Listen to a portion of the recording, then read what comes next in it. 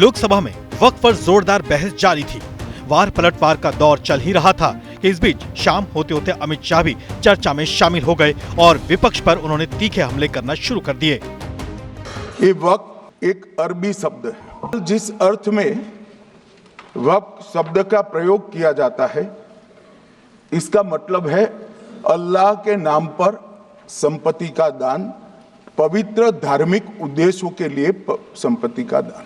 एक प्रकार से इसकी आज की भाषा में व्याख्या करें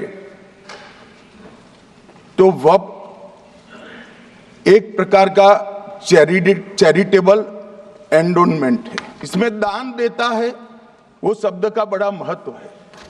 दान उस चीज का ही कर्ज किया जा सकता है जो हमारा है।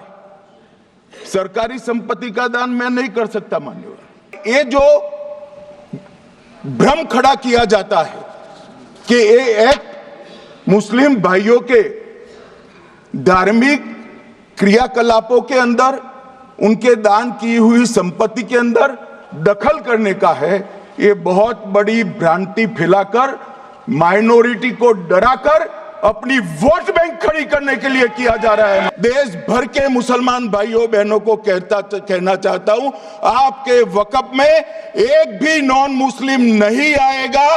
ये एक्ट में ऐसा कोई प्रावधान नहीं। ये पैसा जो चोरी होता है ना, उसको पकड़ने का काम वक्फ बोर्ड वक्फ परिषद कर रहे हैं। अमित शाह ने कांग्रेस को घेरते हुए 2013 के जरिए कांग्रेस पर निशाना साधा। वक्फ का 2013 का अमेंडमेंट न किया होता तो ये बिल लाने की शायद जरूरत न पड़ती। सब कुछ अच्छा चलता था। 14 में चुनाव आने वाला था, 13 में रातों रात तुष्टीकरण करने के लिए वक्फ कानून को एक्सट्रीम बना दिया गया। और मान्यवर, इसके कारण क्या हुआ?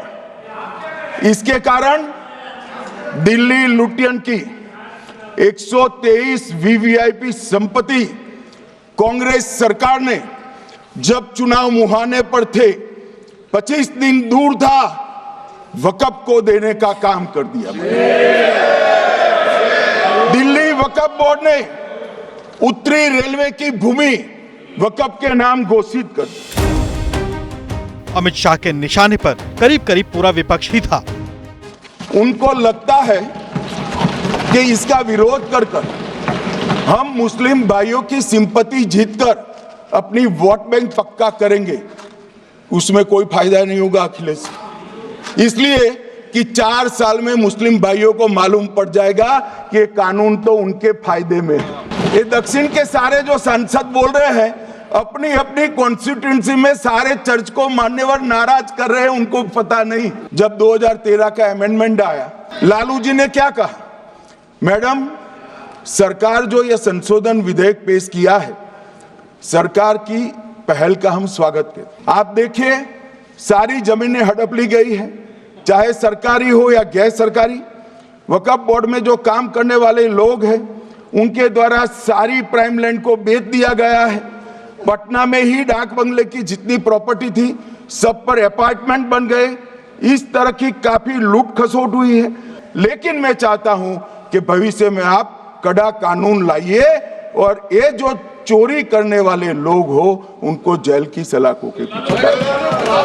अब साहब, लालू प्रसाद की इच्छा इन्होंने तो पूरी नहीं की, नरेंद्र मोदी जी ने पूरी कर दी।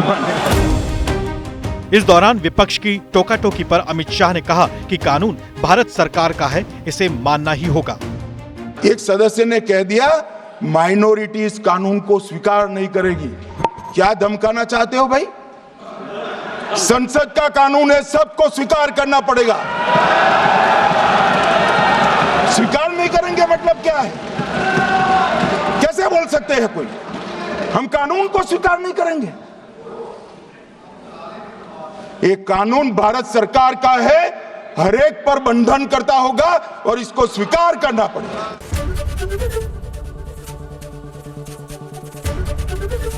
एबीपी गंगा, खबर आपकी, जुबान आपकी।